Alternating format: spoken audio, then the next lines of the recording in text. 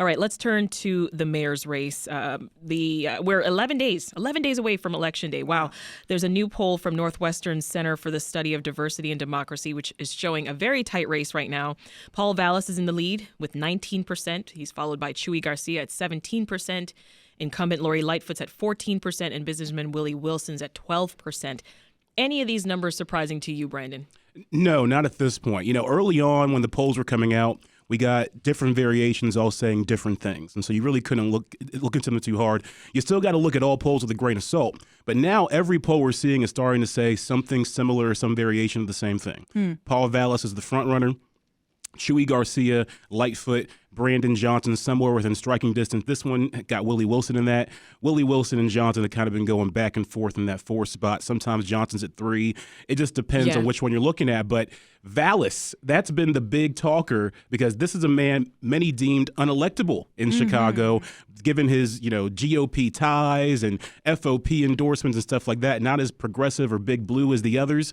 But crime has been the big note in this race. Yes. And he's been hitting that note aggressively hard. I was not surprised at all when we hosted our forums last week that the day when we had Vallas on, he was literally the subject of every attack. Yeah. I'm like, okay. That's front runner status for you. Exactly. Corli, how much stock do you put into polls anyway? Because, as Brandon said, there are other polls that are showing Brandon Johnson, for instance, in the top 4. Not too much. I don't think so. And it was really surprising to me to hear that Willie was really, really high. I expected that to go to Brandon. So I don't know how much to put on these polls. And didn't Harold Washington kind of poll low? And around this time as well, Lori Lightfoot was polling low around this time as well. How much can we really put on it? Right. Yeah, things can change. A lot can change. But I think you got to look at trends as well. Early voting right now, especially with mail-in. Mail-in's got voter turnout looking really good so far, but you look at where a lot of these votes are coming in, it's leaning like it'd be Vallas territory. Mount Greenwood Park, 19th Ward. Not surprising. 41st Ward, McGuan Park, 11th Ward. That all seems to benefit Vallas at this point. So you got to look at those south and west side wards. What are they going to do? What turnout's going to be like over there? Yeah. That's going to be the story. But so far, I think Vallas is looking pretty good. So earlier this week in a forum with NBC5 and WVON, we saw 3 candidates focus their attacks on Brandon Johnson. Lori Lightfoot, State Rep Cam Buckner, and organizer Jamal Green. They've all gone on the offensive when it comes to Johnson. So let's talk about that, Derrick. Because Lightfoot called Johnson a, quote, false prophet. Jamal Green called him a fraud. What are your thoughts? Well, essentially, that's Lori Lightfoot trying to protect what she sees as her voter base, which is black voters. And she has a lot of competition for that vote. Willie Wilson, Cam Buckner, Sophia King, Roderick Sawyer, Jamal Green, and Brandon Johnson are all other black candidates. But Brandon Johnson is seen as being the leader, other than Willie Wilson, in that group. And he's very well financed from the Chicago Teachers Union. So she is trying to beat back any defection of black voters, defection as she would see it, to him. You're our veteran politics guy here. Is that a winning strategy, you think? Yes. We'll have to see whether it wins for her. But, dragging your major opponents down or trying to increase their negatives in the eyes of voters is very much a tried and true tactic. But I think, like Brandon said, I think Paul Vallas is the leader in the race. And the reason I think he is because there is no competition for his slice of the electorate. Northwest side, Southwest side, ethnic wards, some downtown vote. He is the only white candidate in the race, and we don't want to talk about race, but this is Chicago. Yeah. Right. And he's the only white candidate. And if you look at the 2019 results, there were 6 white candidates, led, of course, by Bill Daley, who just barely missed making the runoff.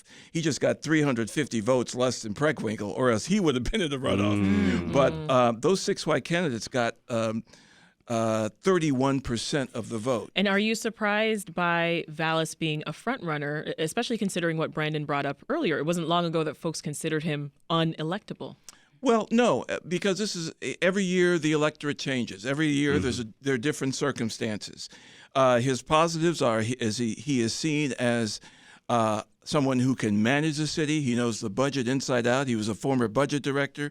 He's run the public schools. The public schools are failing Chicago children. I mean, when you look at the results in the schools, and many of them have blamed. And on so that True. that is what he sees as that is what are viewed as positives for him. And then we've got also, let's not forget, Congressman Garcia is also a front runner.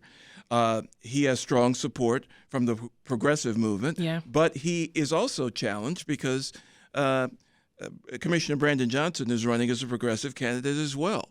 So Paul Vallas is the only candidate who has his section of the electorate carved out, and I think that makes it likely that he is going to be at least one of the survivors of the runoff. We have to say likely because there's still a large undecided vote as well. What is that like? Yeah. But It's large at this 20%, point, yeah. 25%, 18%, various polls. Yeah. But undecideds generally do not break for an incumbent, and that's the bad news for Lori Lightfoot. Derrick- I will say this, however. Yeah. I think Lori Lightfoot has a chance to benefit from kind of a late-minute surge of black voters. Black voters tend to be conservative. They tend to favor the incumbents, as we've seen in our long-standing congressmen, who've been in office forever, and sometimes older black voters say, well, better the devil you know. They may not be crazy about Yeah. Lori Lightfoot. Yeah. They might be crazy about the crime. I've heard of that course, so many times. and of in course, recent black weeks. people have been the victims of the crime surge Yeah. more than others. So that there is a possibility, but Yeah. she is, I think, running an uphill race. Hermine Hartman of Indigo made a similar point, endorsing Lightfoot and saying, basically arguing that black candidates need to drop out and rally around one candidate. She was arguing for Lightfoot. Derrick, I'm interested in your opinion on this. Does Lightfoot benefit more from a Vallas runoff matchup or a Garcia runoff matchup? Well, That's a she good has question. she said Vallas is the candidate she wants. Yeah. She's pinpointing. She said, But do you bring it think on. she's right to that? Do you think she's right for that? Because I'm That's a not tough so one. sure. Yeah. I think she is viewing it partially, frankly, from a racial perspective, Yeah. because she thinks she can Yeah. rally the black vote and the Hispanic vote to her.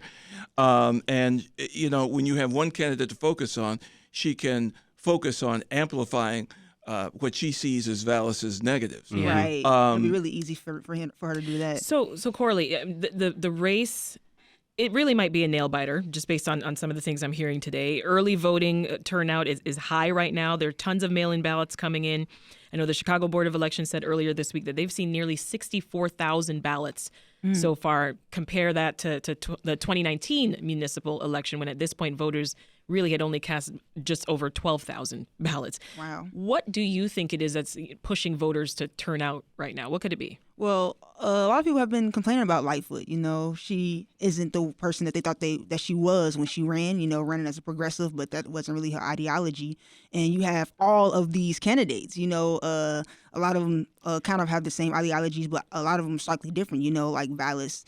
And I think that people just want to change. The